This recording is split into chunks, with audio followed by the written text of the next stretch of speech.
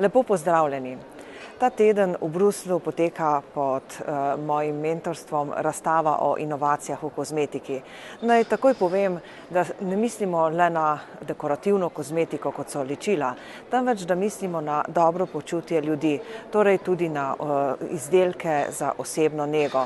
In prav na ta način je namreč kozmetična industrija mnogo pripomogla k našemu boljšemu počutju, recimo z razvojem zobnih past, s fluorom se je zmanjšalo število zobnih obolenj, pojavnost raka se je zmanjšala z razvojem ustreznih zaščitnih krem za kožo.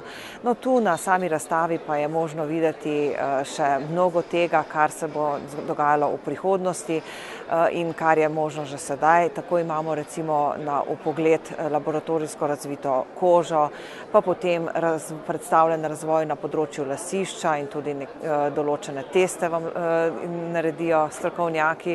Potem prikazujejo razvoj na področju dišav, parfumov, možno je si ogledati posledice staranja kože, potem posledice vpliva sončnih žarkov in kajenja na kožo in tako dalje.